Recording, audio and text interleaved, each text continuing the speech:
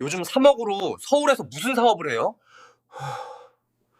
친구네 아버지는 10억을 해주셨대요. 지금 행복하십니까? 아니면 조금 불행하십니까? 60이 넘어 70, 80이 되어서도 웃으며 살 자신 있으십니까? 많은 분들이 착각을 합니다. 노후 준비라고 하면 무언가를 자꾸 더 채우는 것이라고 생각합니다.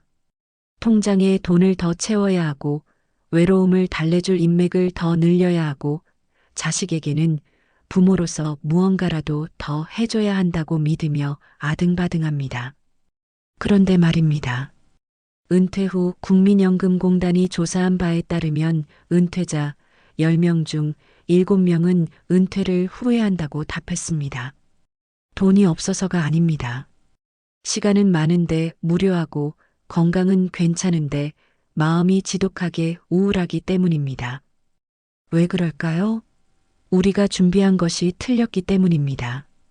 저는 은퇴 후 지난 10년 동안 도서관을 제 집처럼 드나들며 노년의 삶에 관한 수많은 책을 읽었습니다.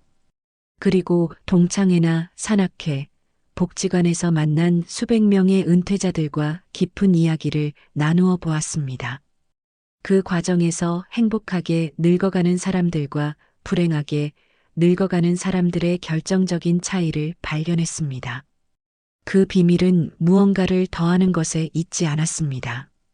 오히려 과감하게 빼는 것, 즉 버리는 것에 있었습니다. 인생을 등산에 비유해 봅시다. 젊을 때는 체력이 좋습니다. 배낭에 욕심이나 체면, 자식 걱정, 성공에 대한 집착 같은 무거운 짐들을 가득 채워도 거뜬히 산을 오를 수 있습니다. 하지만 예순이 넘고 이른을 바라보는 지금은 다릅니다. 무릎은 시리고 숨은 턱까지 차오르는데 여전히 젊을 때처럼 그 무거운 돌덩이들을 배낭에 쑤셔 넣고 산을 오르고 계시지는 않으십니까? 그러다 넘어지면 그땐 정말 다시 일어나기 힘듭니다. 뼈가 부러지는 것으로 끝나지 않습니다. 인생 전체가 무너집니다. 오늘 저는 여러분의 배낭 속에 들어있는 가장 무겁고 어쩌면 여러분의 남은 생을 갉아먹고 있는 쓸모없는 6가지 짐에 대해 이야기하려 합니다.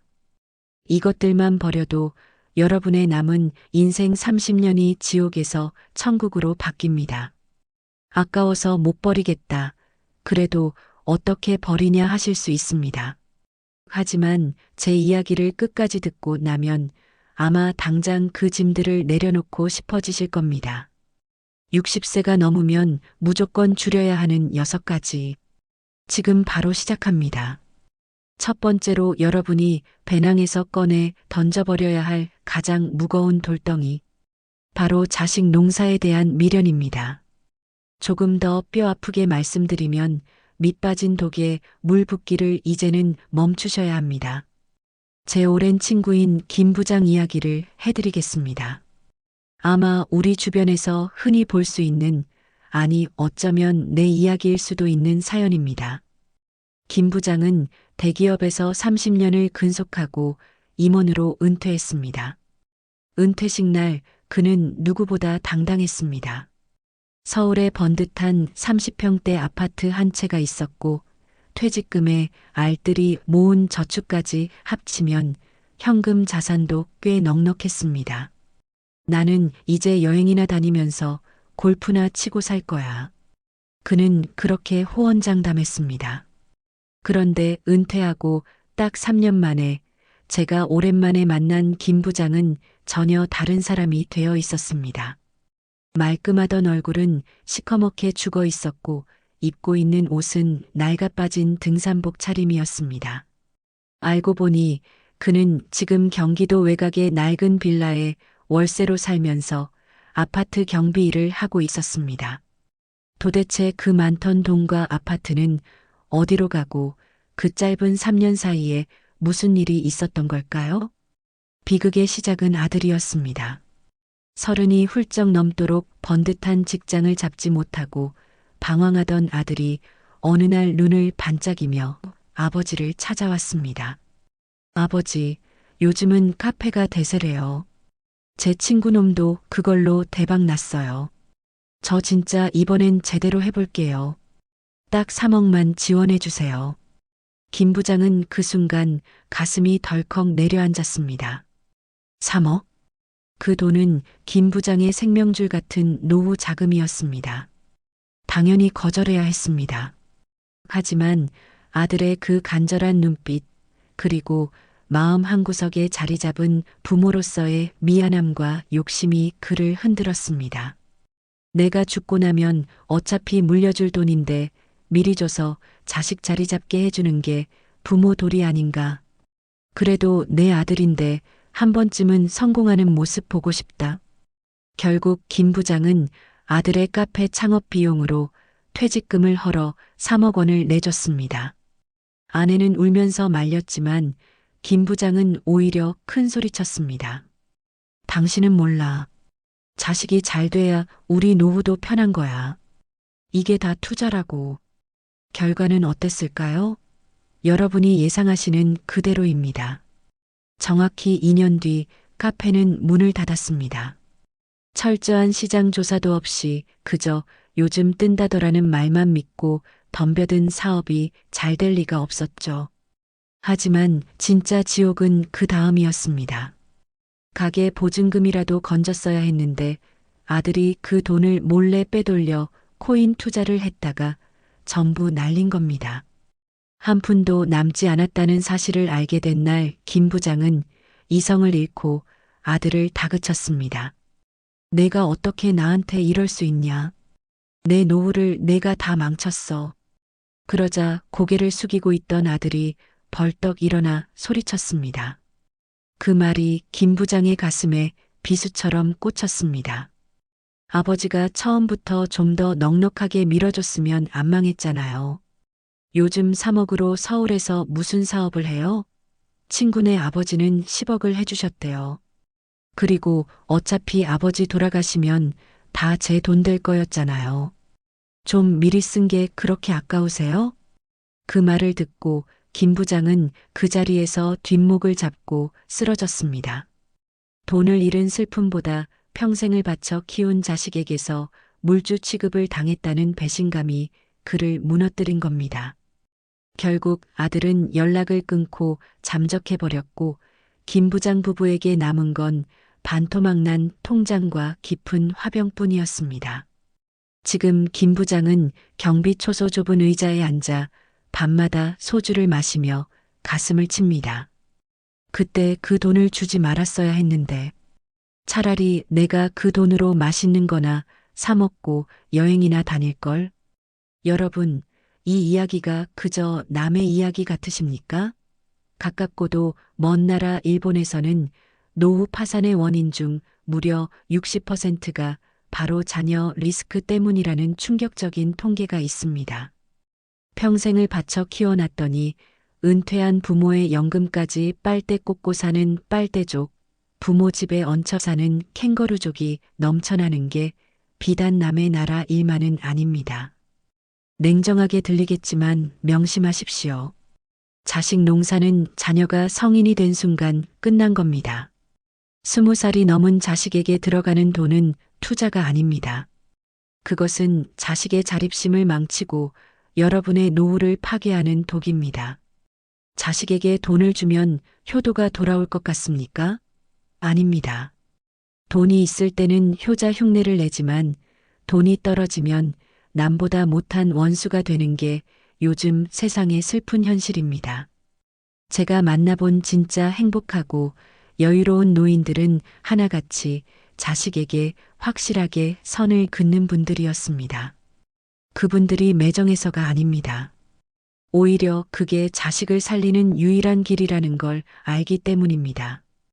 옛말에 부모가 돈을 쥐고 있어야 자식이 부모를 찾아온다는 말이 있죠. 그거 농담 아닙니다. 뼈아픈 현실입니다. 내 노후가 안전하고 내가 내 돈으로 병원비 낼 능력이 있어야 자식에게 짐이 되지 않습니다. 그게 진짜 자식을 위하는 길입니다. 지금 당장 마음속으로라도 자녀들에게 선언하십시오. 아니, 기회가 된다면 밥상머리에서 단호하게 말씀하십시오. 얘야, 잘 들어라. 내 노후 자금은 내 것이다. 이건 내가 30년 동안 뼈 빠지게 일해서 번 내 생명줄이다. 너에게 줄 유산은 없다. 대신 내가 늙고 아파도 너한테 병원비 달라고 손 벌리지 않으마. 너는 내 인생을 살아라. 나는 내 인생을 살겠다. 이 말을 할 용기가 없다면 여러분의 노후는 언제 터질지 모르는 시한폭탄을 안고 사는 것과 같습니다. 자식이라는 무거운 짐, 사랑이라는 이름으로 포장된 그 욕심을 이제는 내려놓으십시오.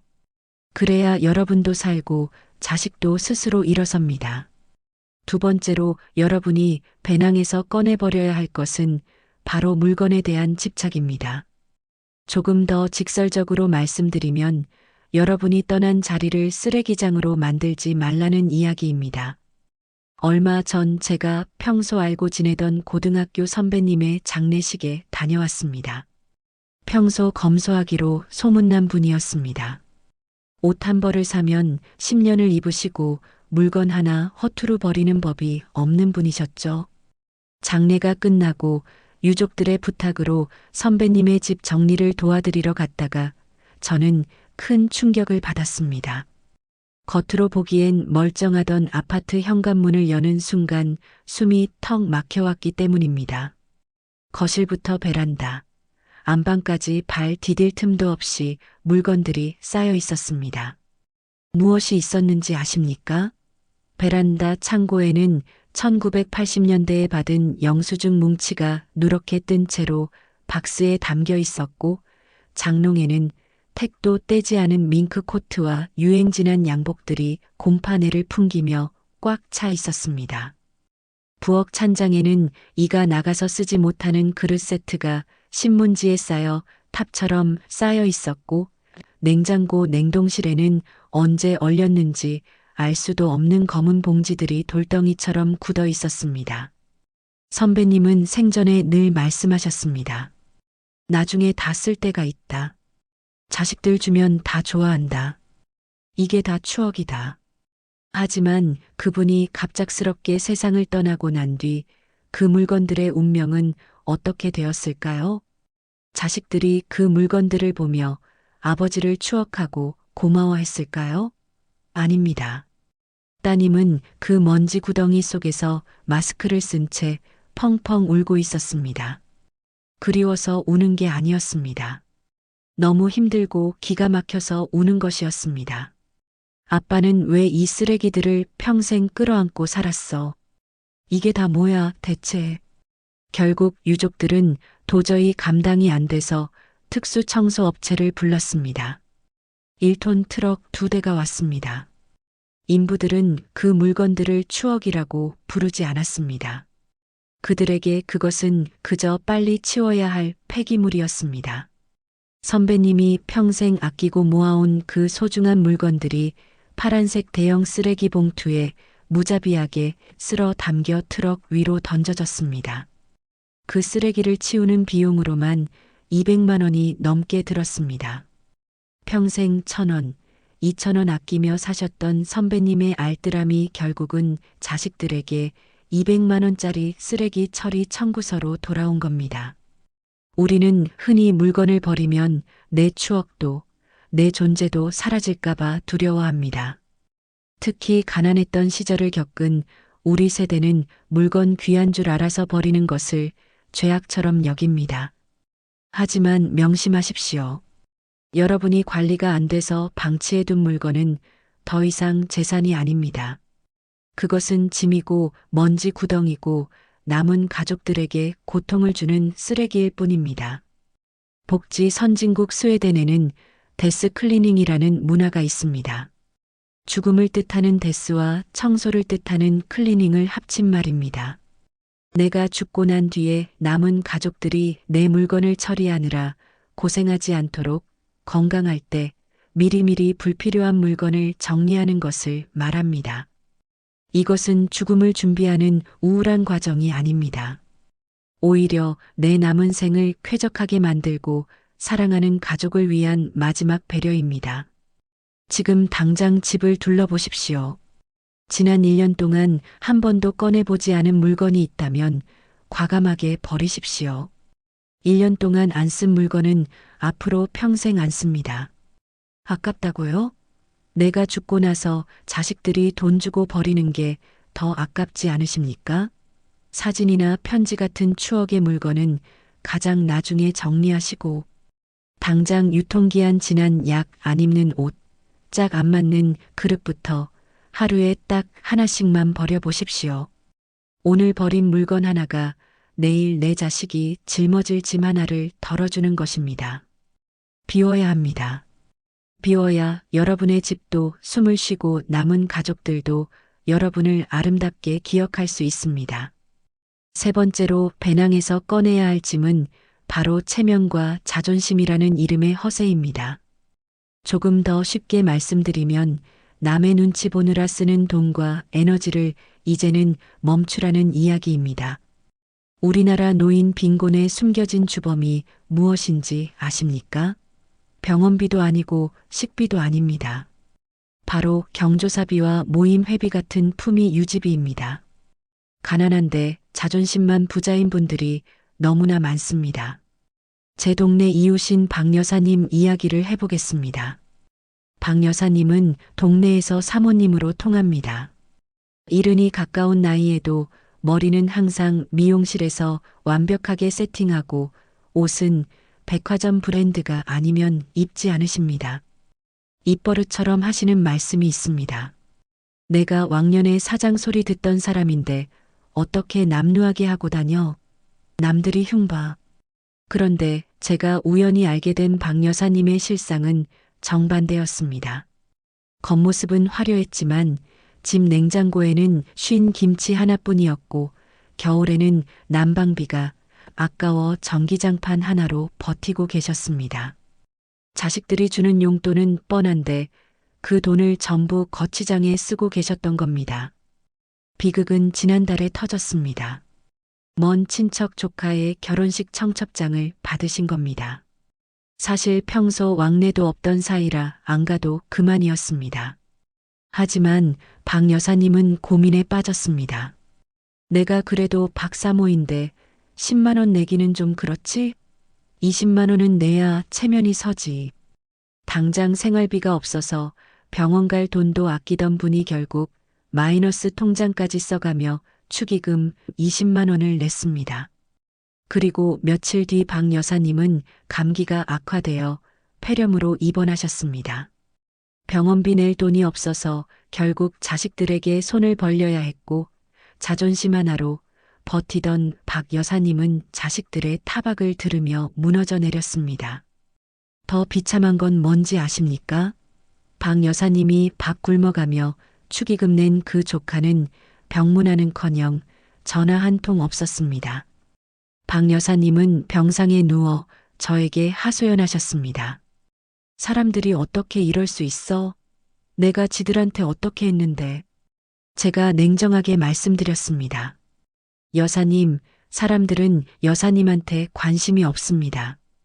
여사님이 5만 원을 냈는지 10만 원을 냈는지 일주일만 지나면 아무도 기억 못합니다. 심리학에는 조명 효과라는 용어가 있습니다. 마치 연극 무대의 주인공처럼 남들이 나만 쳐다보고 있다고 착각하는 현상을 말합니다. 하지만 관객인 남들은 팝콘 먹느라 바빠서 여러분이 무슨 옷을 입었는지, 돈을 얼마나 냈는지 신경도 안 씁니다. 우리는 평생 남의 눈을 의식하며 사느라 내 실속을 다 놓치고 살았습니다. 옆집 최 영감님을 보십시오. 그분은 시장표 잠바 하나 입고 다니지만 남들 눈치 안 봅니다. 경조사비, 정말 친한 친구 아니면 문자 하나 보내고 맙니다. 남들이 뒤에서 짠돌이라고 욕하든 말든 신경 안 씁니다. 대신 그 아낀 돈으로 본인 드시고 싶은 소고기 사 드시고 영양제 챙겨 드십니다. 결국 누가 승자입니까? 건강하고 아쉬운 소리 안 하는 최 영감님이 승자입니다. 이제 기준을 정하십시오. 최근 1년 동안 밥 한 번 같이 안 먹은 사람, 내가 아플 때 걱정 안 해줄 사람의 경조사는 과감하게 무시하십시오. 욕 좀 먹으면 어떻습니까? 체면이 밥 먹여주지 않습니다. 돈으로 산 존경은 돈 떨어지면 끝납니다. 진짜 어른의 품격은 지갑이 아니라 그 사람의 인격과 여유에서 나옵니다.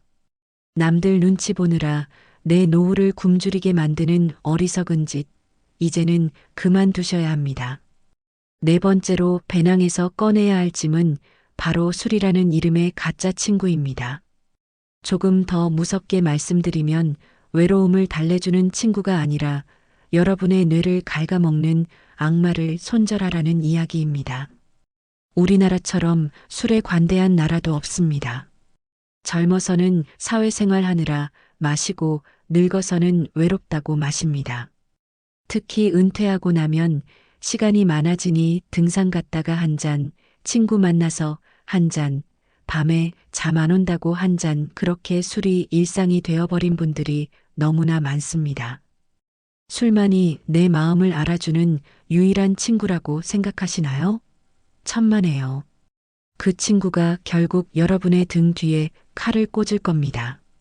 제 등산 모임 선배였던 최 선배 이야기를 해드리겠습니다.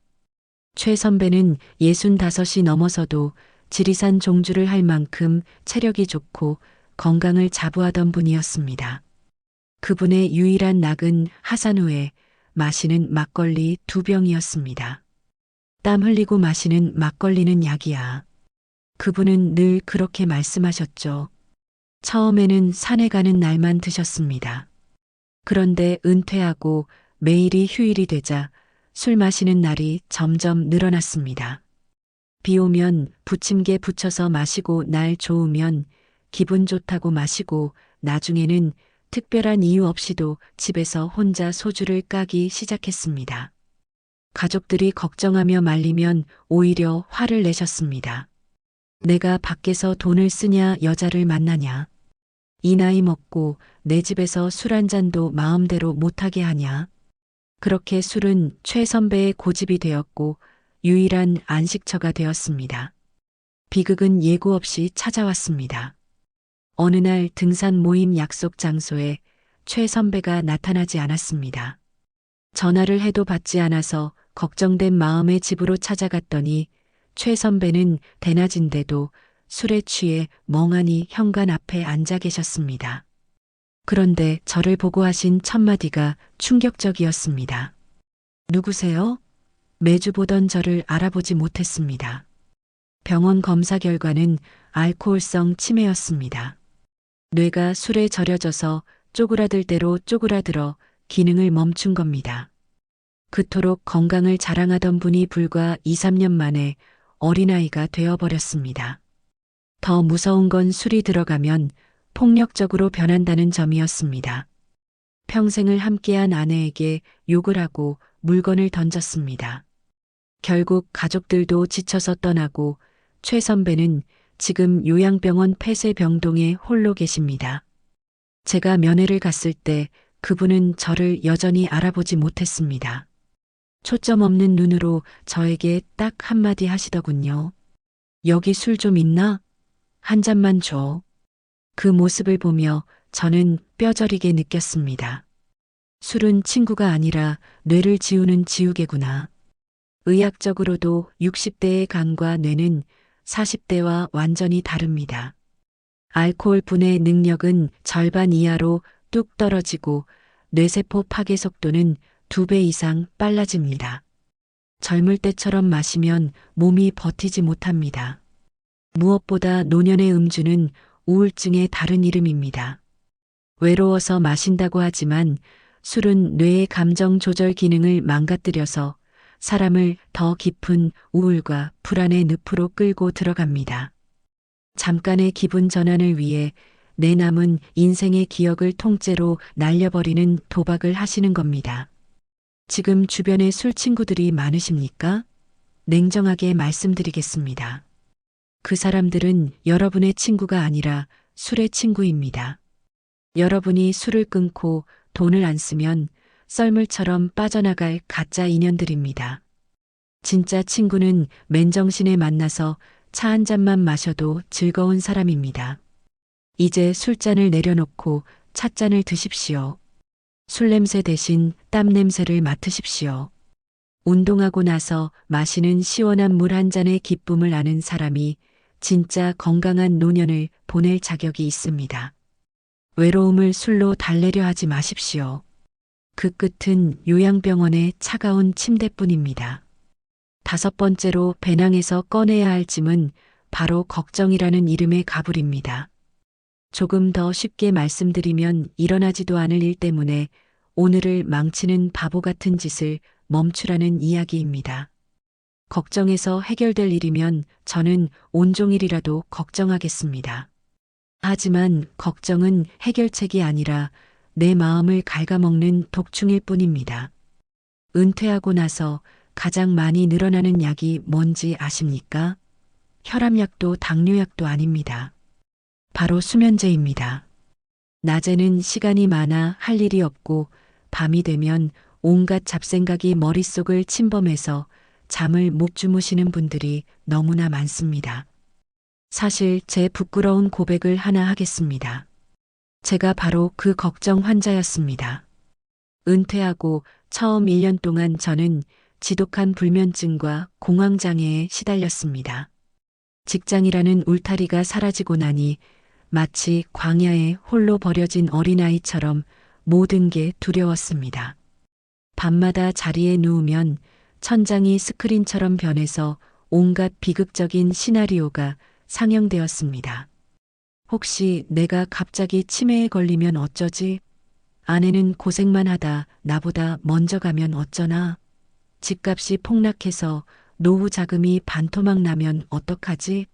자식들이 사업하다 빚을 지고 나한테 손을 벌리면 나는 어떻게 거절하지? 꼬리에 꼬리를 무는 부정적인 생각들이 저를 집어삼켰습니다.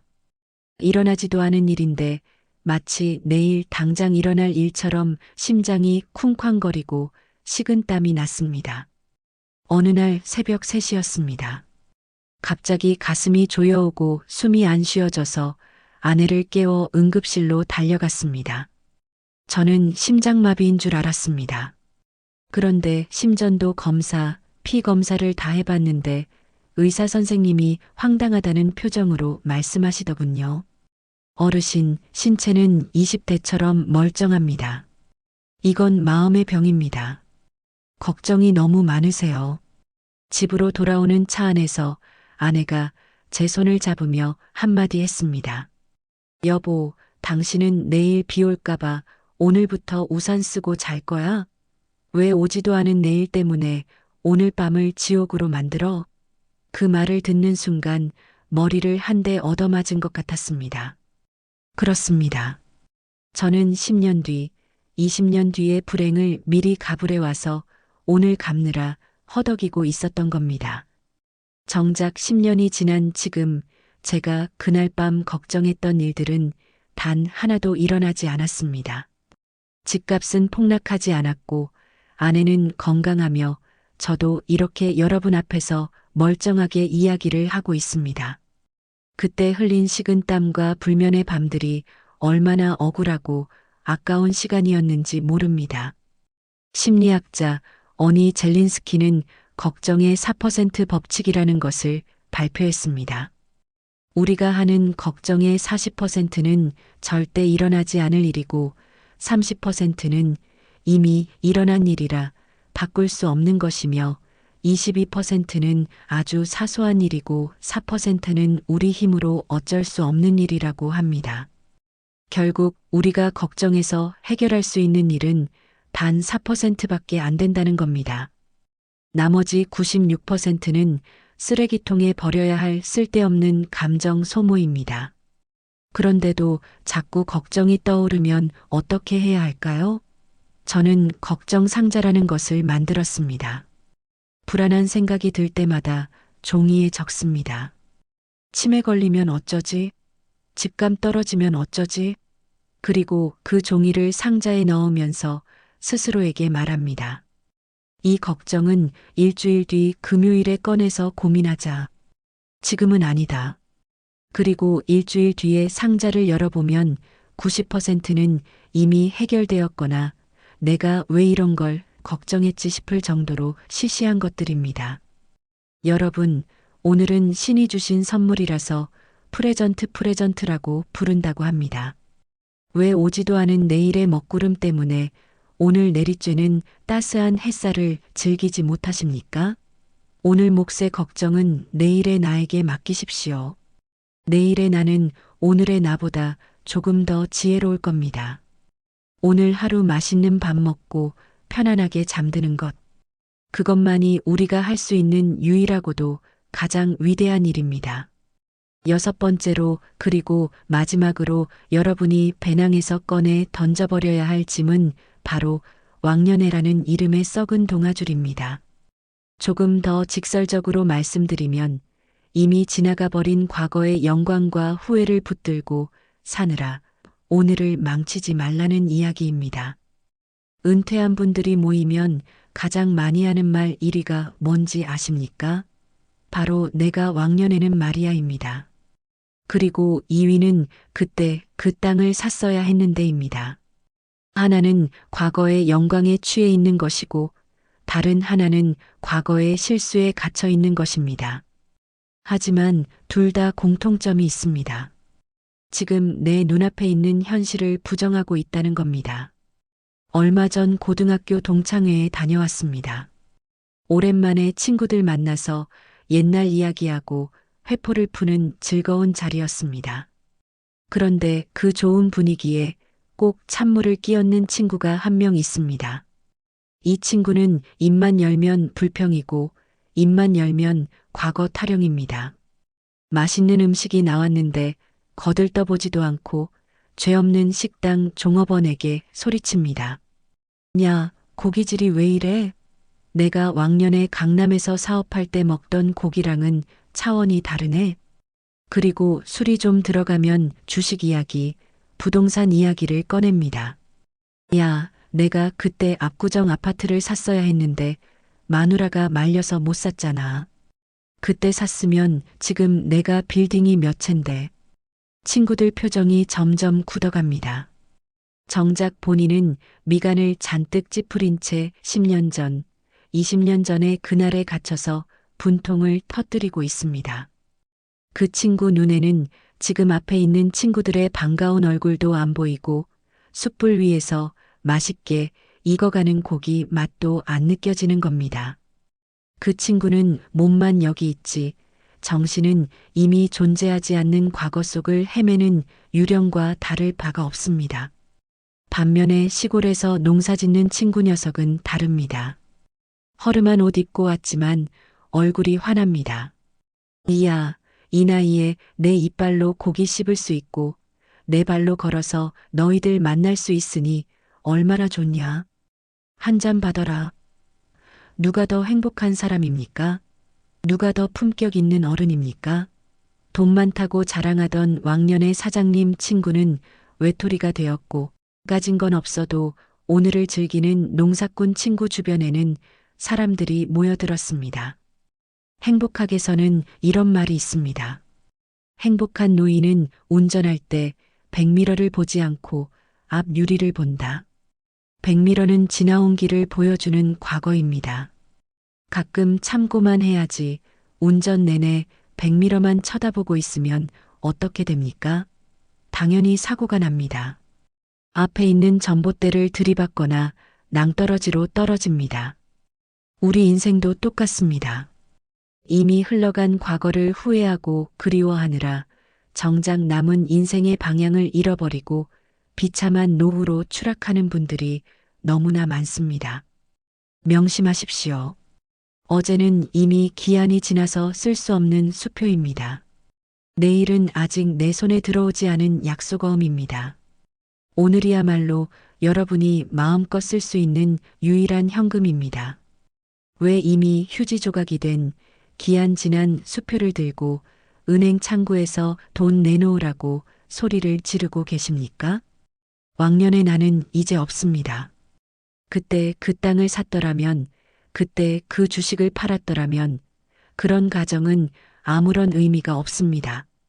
지금 여러분에게 남은 것은 오늘 그리고 지금 이 순간뿐입니다. 입에서 내가 왕년애라는 말이 나오려고 하면 혀를 깨물어서라도 참으십시오. 그때 그럴거리라는 후회가 밀려오면 고개를 세차게 흔들고 지금 당장 물 한 잔이라도 시원하게 들이키십시오.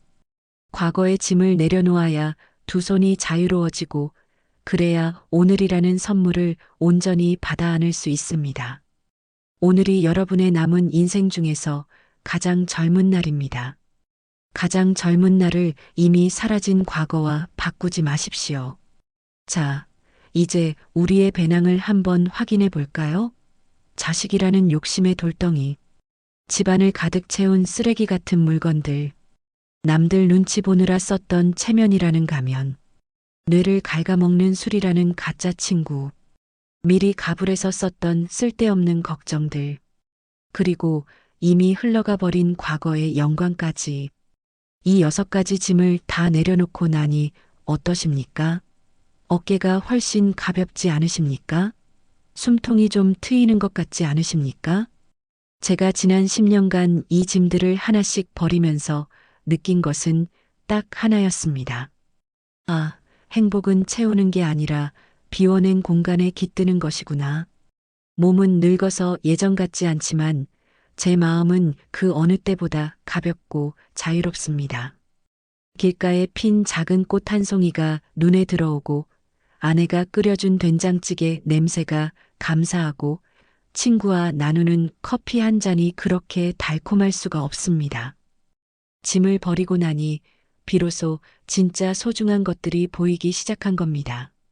이 영상을 보시는 여러분께 간곡히 부탁드립니다. 오늘 당장 이 6가지를 다 버리지 못해도 좋습니다. 하지만 적어도 오늘 하나는 시작해 보십시오.